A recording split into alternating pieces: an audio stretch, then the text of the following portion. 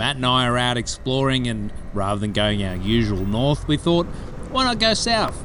The downside of south is you need to travel on the freeway for a good 2 hours before you get anywhere interesting.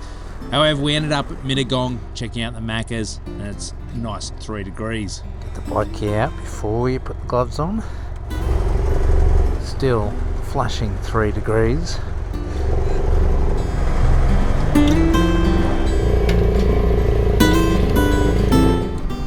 Heading to Goulburn first, via the old roads to avoid the highway. I haven't been down this road in decades. Through Barrel, Exeter, Bundanoon, that's where we're going to finish up today. Originally a railway town, Moss Vale's grown into something a little fancier. These days it's a little less steam train, a little more sourdough and scented candles. But underneath the cafe scene and the boutique shops, you'll see a town that values its people, like this memorial to Dr. J.M. Alcorn. Trees must get cold. What else can you tell me about Moss Vale? Did you know that Moss Vale was once chosen as a potential site for Australia's national capital? Before Canberra won the vote, this quiet little town was in the running. And did you know that Moss Vale has the coldest recorded minimum temperature in the Highlands, a minus 11.2 degrees? No wonder the coffee shops do a roaring trade. Then of course, as a about to turn 50-year-old male, I realised 10 minutes out of town that I needed a wee again. It was like a bloody, what do you call it? Yeah, where you get the clues. Orienteering. First of all, go to the local cafe, ask them. Well, saw a sign said public toilet, oh, cool. Go down there and then it says go over over the train station. Then it says down behind the community hall. It's like, oh, for fuck's sake. If you just told me it's 5 kilometres away at the beginning, I would have just been on the street. I know, I would have been better off to ride there. So we continued on, but the whole point of this particular trip was to go simply exploring, find roads that we'd never been down before. Until I realised maybe I had. So all of the roads we're going down today I haven't actually been down, so I don't know what they're like.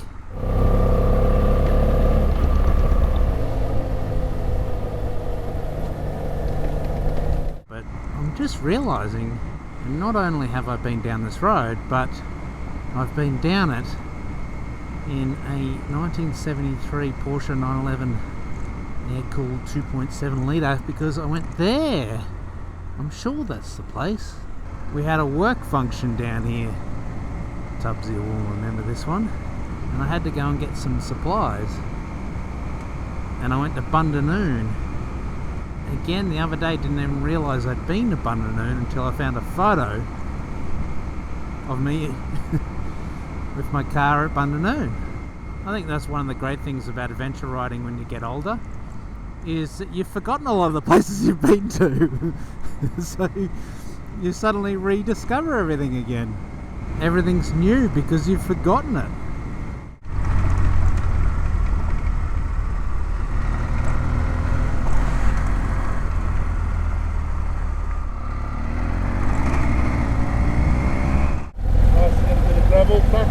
Yeah. Just do it a little bit.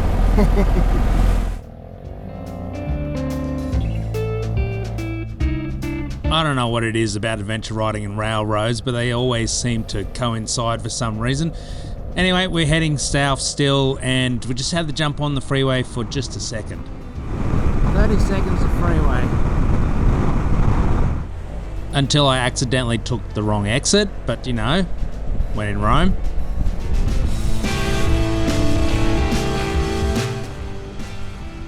I did get off early.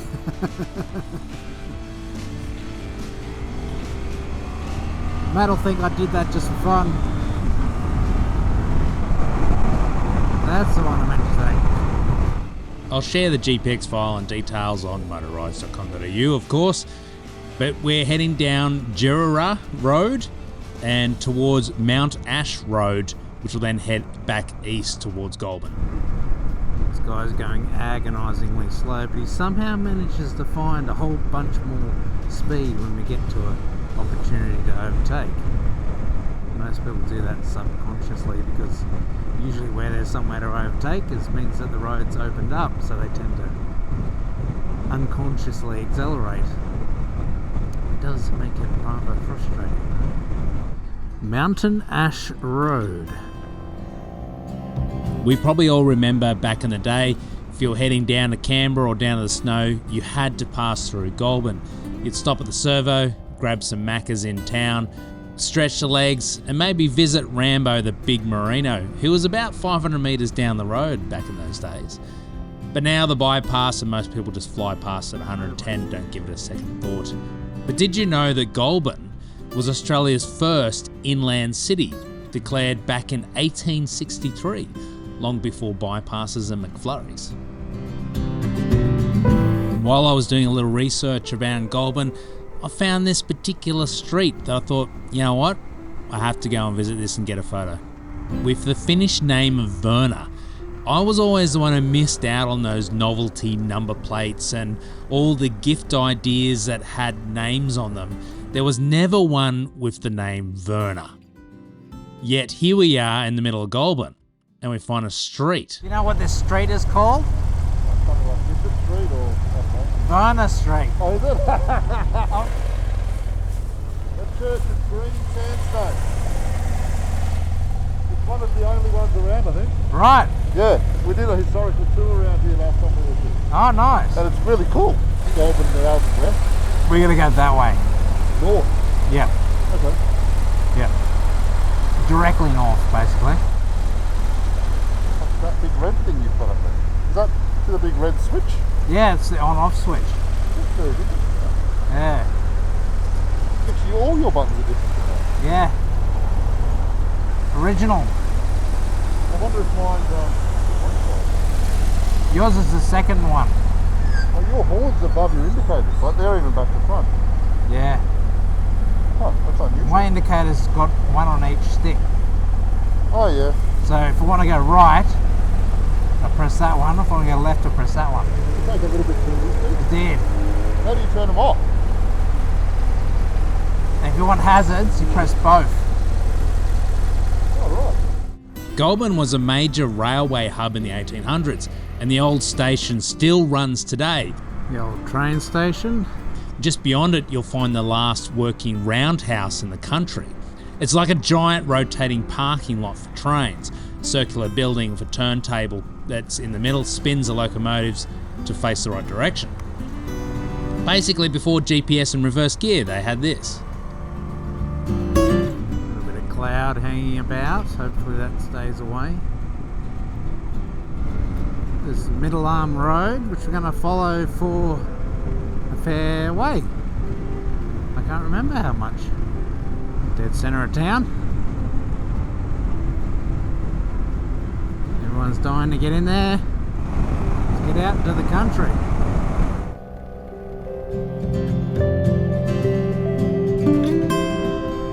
And as we finally start to get out into the real roads that we came here to see, adventure riding kind of has two approaches. You're either kicking off as many Ks as you can, going nice and quick, keeping your stops to a minimum so you can see as much as you can possibly see. Or you take the other approach, which is just to relax, take it all in, and just get to wherever you get to. We were starting to run out of time a little bit, but you know what? It didn't matter. We'd built into the plan plenty of shortcuts, so if we didn't get there in a certain amount of time, that was fine. Today's goal wasn't to get somewhere, it was to get nowhere in particular.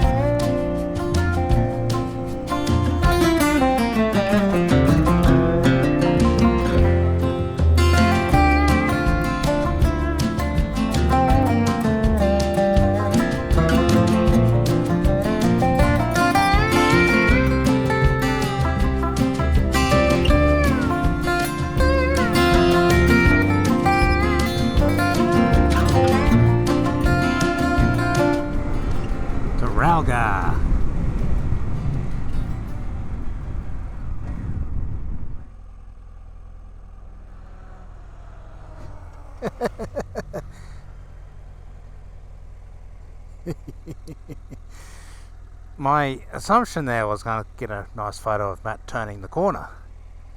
We're now heading north along Taralga Road. The original plan was to keep going up towards Abercrombie and then loop back south along Geralong Road.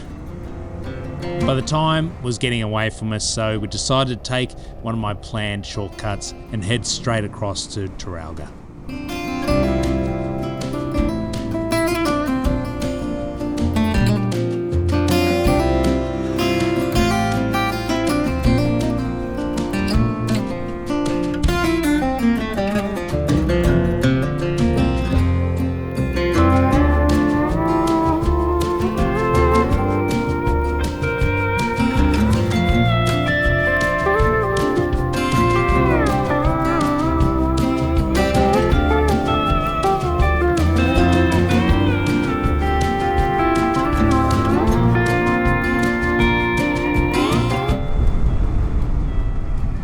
'Watch out, buddy. Keep going.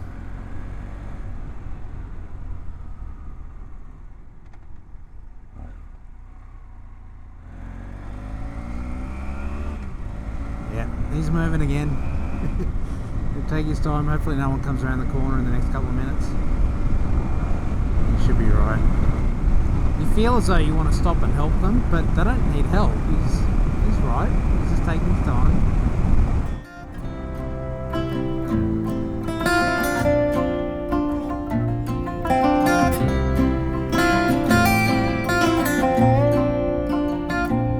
45 kilometres north of Goulburn, you'll find Taralga nearly 900 metres above sea level.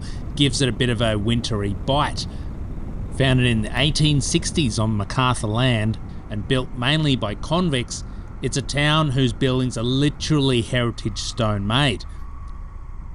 We had lunch at the Taralga Hotel, or aka the Argyle Inn, a classic pub since the 1870s, lovingly restored, cosy fireplaces and all. Jesus Christ. The bike started leaning over so much, I thought I'd forgotten to put the stand down. It's a long way down, isn't it? Keep nice outfit. Oh, you have to get on a leash, don't you? Much better idea. Ah! I just realised my keys. Just after I gracefully got on the motorcycle.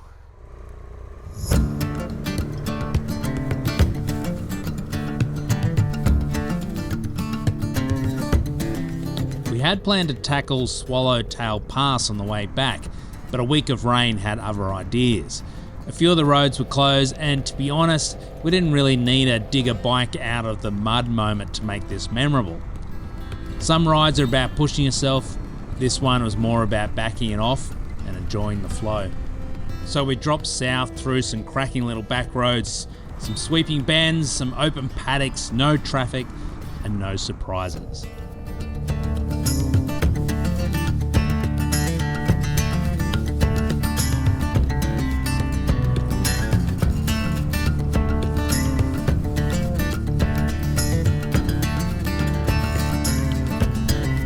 Bundanoon was our stop for the night. We checked into the Bundanoon Hotel, full of charm, full of history, probably full of lead plumbing, but an absolutely wonderful old school charm pub and a great place to stay and get warm again after a nice cold ride.